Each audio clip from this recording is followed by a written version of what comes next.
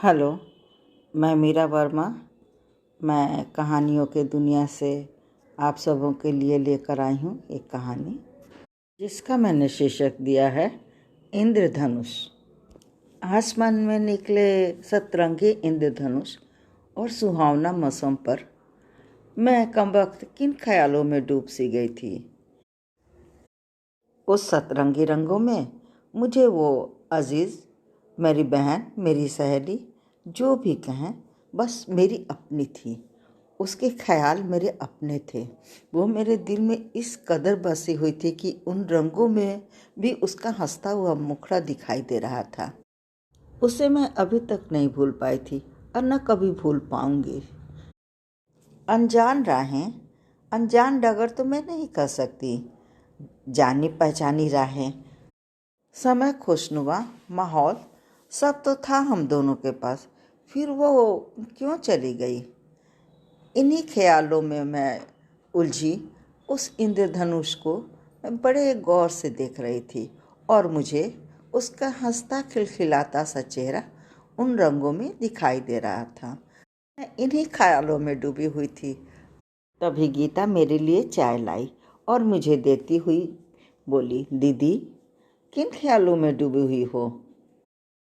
मैं हंसती हुई बोली, नहीं गीता, मैं किन्हीं ख्यालों में नहीं उलझी हुई हूँ। देखो, वो इंद्रधनुष दिखाई दे रहा है आसमान में, कितने सुंदर लग रहे हैं। हाँ दीदी, मौसम बड़ा सुहावना है और आसमान में ये निकले इंद्रधनुष बहुत ही सुंदर। जा, तू भी अपनी चाय लेकर आ। गीता अंदर से अपनी चाय की प्याली लेकर आई और पास में ही बैठ गई और मुझसे जिद करने लगी, दीदी, अब तो बताओ, अब किन ख्यालों में डूबी थी? दीदी, मैंने सारा काम ख़त्म कर लिया है। मैं भी इस समय फुर्सत में हूँ। कुछ काम बाकी है, आप निश्चिंत रहें, सारा काम समय पर हो जाएगा। मैंने कहा, अरे कुछ नहीं सोच रही थी। वो आसमान में इंद्रधनुष निकला है ना, देखो अब ख़त्म होने जा रहा। कितना सुंदर लग रहा है, उसे ही मैं निहार रही थी। गीता ने कहा, ठीक है दीदी, मैं ज़िद नहीं करूँगी। चाय अगर ख़त्म हो गई हो तो प्याला दे दें, मैं अंदर रख देती हूँ और जो काम पड़े उसे समेट भी लेती हूँ, कहकर वो अंदर चली गई और अपने कामों में व्यस्त हो गई। मैं सोचने लगी कि मैं गीता से झूठ क्यों बोली कि मैं कुछ नहीं सोच रही थी। मैं सोच नहीं रही थी, बल्कि मुझे वो याद आ रही थी। मैं उन्हें अनु दीदी कहा करती थी। सगी तो नहीं थी, पर मेरे लिए सगी से भी बढ़कर। अनु दीदी मेरी बुआ की बेटी थी। अक्सर हाँ, हम दोनों का मिलना तो हो ही जाता था। बुआ कभी आ जाया करती थी तो उनके साथ दीदी भी आती और मैं भी कभी बुआ के घर चली जाती। कभी व्यस्तता के कारण मिलना जुलना नहीं हो पाता तो हमारी लंबी बातें फ़ोन से हो जाया करती थी। उनकी सबसे बड़ी सुंदरता उनका स्वभाव था। घर में उन्हें सभी प्यार करते थे, पर मेरे लिए मेरे दिलो दिमाग पर पूरा छाई रहती थी। मेरे घर जब भी आती, मुझे दिमागी तौर पर पहले से भी ज़्यादा मजबूत कर जाती थी। घर में सभी उनको पसंद करते थे।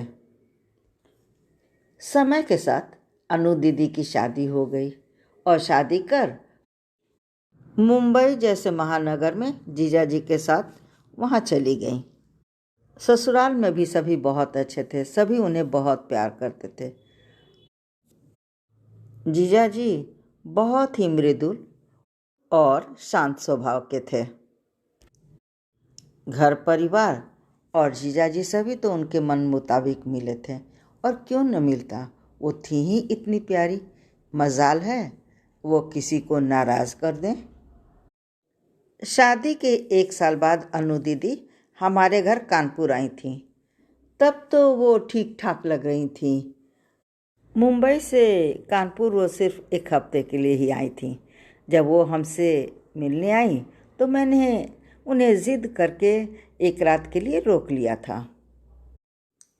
अनु दीदी ज़्यादा बातें अपने ससुराल एवं जीजाजी से ही संबंधित बातें करती रहीं, जो मैं सुनना नहीं चाह रही थी। मैं पहली वाली अनु दीदी को खोज रही थी। पहले वाली अनु दीदी मुझे हमेशा टोकती, बालों को इतना रूखा क्यों बना रखा है, तुम्हारी पढ़ाई कैसे चल रही है।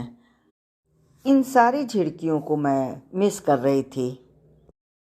अनु दीदी हमसे मिलकर दूसरे दिन जाने लगी, तब मैं उनके गले लिपट कर खूब रोई और उन्होंने मीठी झिड़की देती हुई बोली, हट पगली, रोते नहीं, अभी तुम आना और तुम कुछ दिन रहकर जाना। और मैं भी हाँ में सर हिलाते हुए उन्हें बाय किया। तभी कुछ दिनों बाद एक ऐसा समाचार मिला जो कि मेरे लिए तो काफ़ी ही असहनीय था। तभी हम लोगों ने सुना दीदी माँ बनने वाली हैं। घर में खुशी की लहर दौड़ गई, पर वो जब भी फ़ोन करती ये कहती, मैं कुछ अच्छा फील नहीं कर रही हूँ, पता नहीं कि अंदर से मुझे कुछ अजीब सा लग रहा है। एक दिन जब वो डॉक्टर के पास चेकअप के लिए गई तो डॉक्टर ने कुछ ऐसी बातें कही जिसे सुनकर सभी सकते में आ गए। वो माँ बनने वाली थी ही नहीं, उनके पेट में एक सिस्ट था जो कि अब कैंसर का रूप ले लिया था। लाख कोशिश के बाद भी दीदी बच न सकी और इस दुनिया से चल बसी। मेरे लिए तो ये समाचार असहनीय था, पर क्या करती, जैसे तैसे अपने को संभाला और समय के साथ संभल भी गई। आज अचानक अनु दीदी मेरे ख्यालों में आ गई और आसमान में निकले इंद्रधनुष में खड़ी वो मुस्कुरा रही हूँ और मुझसे कह रही हूँ, जब भी इंद्रधनुष निकले तुम समझ लेना मैं तेरे पास आ गई हूँ। और किसी के चले जाने पे रोते नहीं, रोने से उसकी आत्मा को तकलीफ होती है। और मैं भी अब आंसुओं को पोंछती हुई झटपट खड़ी हो गई। तभी गीता ने आकर कहा, दीदी साहब आ गए हैं और मेरा भी काम ख़त्म हो गया, मैं जा रही हूँ। मैं हड़बड़ाती हुई उठ खड़ी हुई और अंदर चली गई। ये कहानी बस इतनी ही। अगर आपको ये कहानी पसंद आई हो तो इस चैनल को लाइक, शेयर और सब्सक्राइब करना न भूलें। धन्यवाद।